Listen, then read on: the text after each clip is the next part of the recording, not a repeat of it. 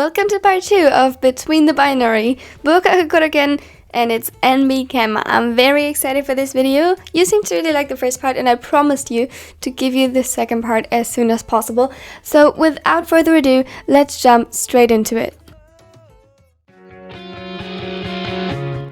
Have you ever had struggles finding good Haikyuu merch or anime merch in general?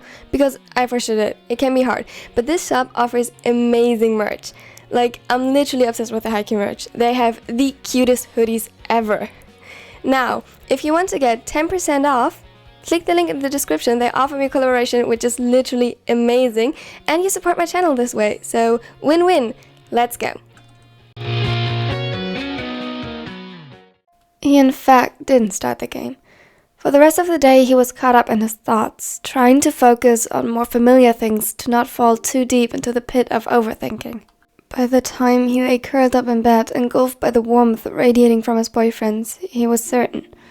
Given all things, his lack of care, and the broad definition of the term, it was non-binary. He didn't know how to proceed from here on.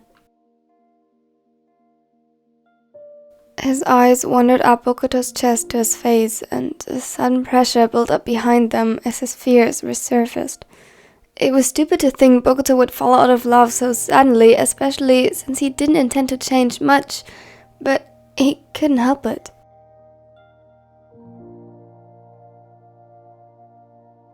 As silently as possible, he got up and snuck out of the room. At least he tried to, but the motion stirred Kuro awake. He was known to be a light sleeper, unless drunk. Their eyes met for a split second before Kenma slipped out the door, hoping he would just fall back asleep. He wasn't that lucky. A few minutes after, he had just sat down on the couch, knees tucked up to his chest, was staring at the opposite walls. Steps from the hall announced their presence. It wasn't just Kuro. Behind him in the doorframe appeared Akashi, followed by a very tired Bokuto. It was an odd sight.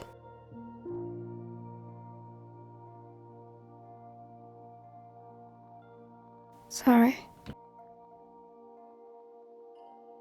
It's okay, Ken. He yawned, half-blind, making his way to the couch and letting himself fall onto it. And although Kenma tried to keep his distance, his fingers automatically found their way into the soft hair, and he started to brush through it absent-mindedly. Bokuto made a purr-like, satisfied sound that had the others chuckle and leaned into the faint touch.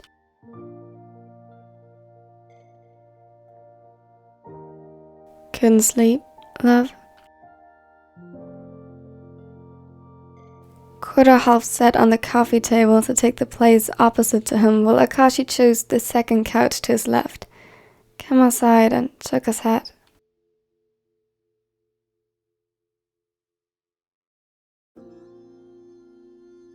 But that shouldn't keep you awake. You're obviously tired. Well, I don't know about the others, but I feel wide awake. His body betrayed him as a yawn interrupted his comment. He countered Kenma's disbelieving gaze with a soft smile.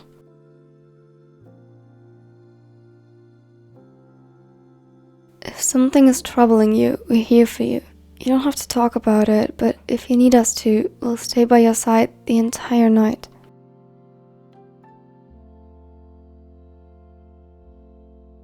His sight blurred a little again, and all he could do was nod as his throat tightened again.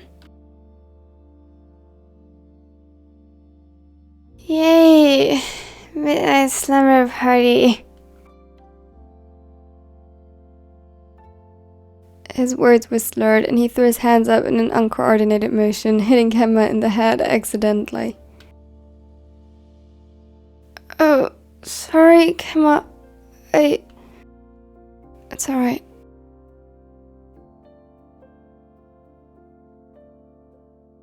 A wet laugh escaped his throat, and he leaned down to silence Bokuto with a kiss.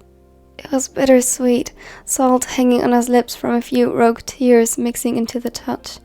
Bokuto's lips moved in sync with his, and he pulled himself up a little to get closer.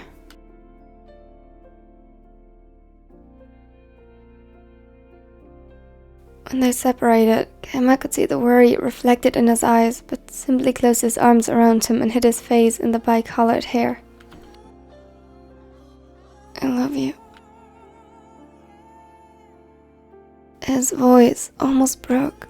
Bokuto tensed, and with a little effort he pulled them up enough to engulf Kenma in his arms completely, suddenly awakened by concern as he held his partner close. He soothingly traced patterns on his back and placed soft kisses on his hair. I love you too.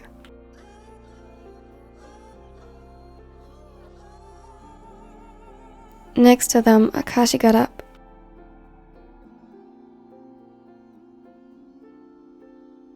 I'll prepare some snacks. Kuro, could you pull out the couch, maybe get some futons and blankets? Time to get comfortable. He could hear the smile in his voice, and before he knew it, everything was in motion. He and Bokuto set out to pick a movie, while Kuro and Akashi tended to their tasks, and before he knew it, he sat in Bokuto's laps, dressed in a fluffy cat jumper, in the middle of a bed constructed out of pillows and blankets, watching Tangled and eating popcorn. Bokuto's booming laugh filled the room as the usual early bird mutated into a night owl, quite literally considering he was dressed in a huge fluffy owl jumper. And from his left he could hear Akashi's quiet chuckles as he snuggled up to Kuro's side.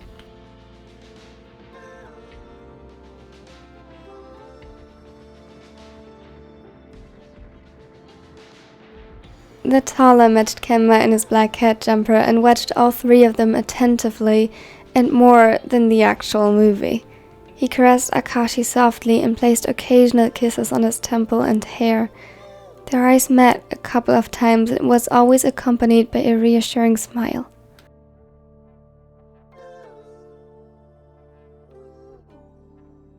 Kenma felt his worries ease, while all the same his fear of losing them grew. He loved them so much that every thought of being separated from them forever was agony. Every minute spent like this showed him how much he had to lose. He gulped, and when the end credits rolled, took the initiative and paused the movie. Trying to be subtle and failing, their eyes found him.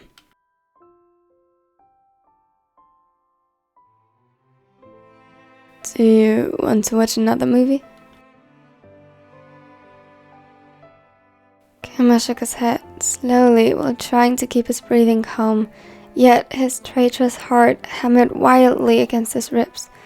They remained calm, though he could feel that it was a struggle for the ace, while he caught himself.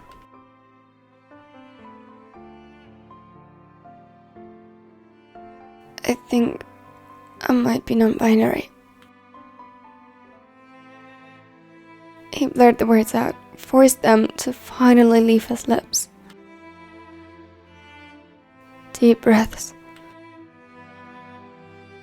It's not that I don't want to change my name or anything. I like my name.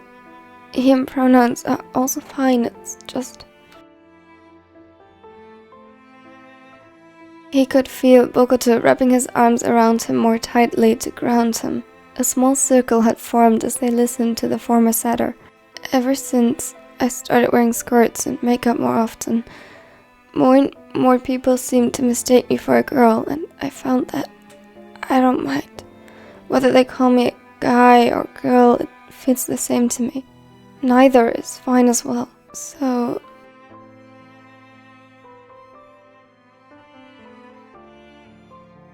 I guess it doesn't really matter. It's just nice to have a word for it. Not to be alone with this. To know that it's normal.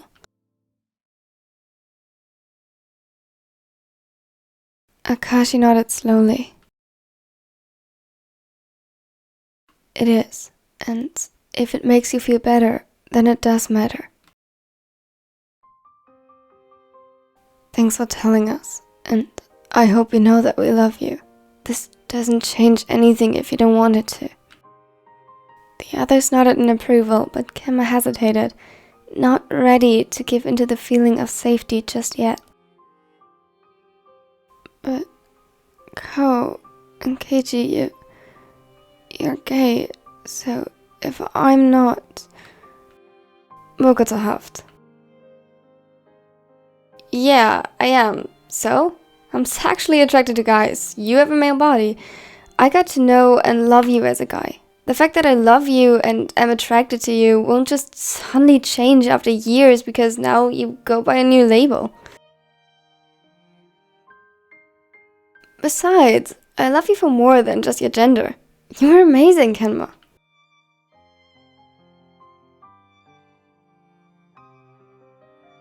He kissed his neck. I agree. Don't worry. Besides, attraction is a complex spectrum, and while we have labels, someone rarely fits perfectly into one neat little box. We assume labels when they feel right, but who knows? I might be homosexual but panromantic, or something else. What I know for certain, however, is that I love you, and I love this. What we have is perfect to me. I wouldn't exchange it for anything.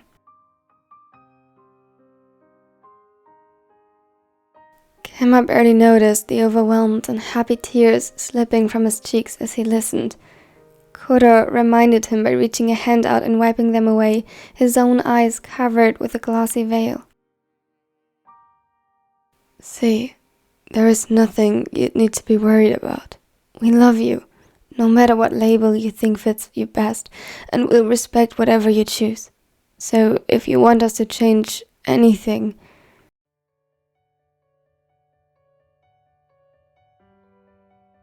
Not really, but I would like to try some different pronouns sometime in the future, perhaps. Sure, no problem. Suddenly, Bokuto's laugh shook the room, tearing the tender silence. Kataro. Kashi, remember those idiots in middle and high school who said I'd never get a girlfriend because of my personality? Well, now I have both. He grinned triumphantly and pulled Kenma even closer to his chest in a faint, possessive gesture. Akashi face-palmed and Kuro just looked at him incredulously, but Kenma laughed. A bubbly laughter filled with relief filled the room, and that was all Bokuto needed.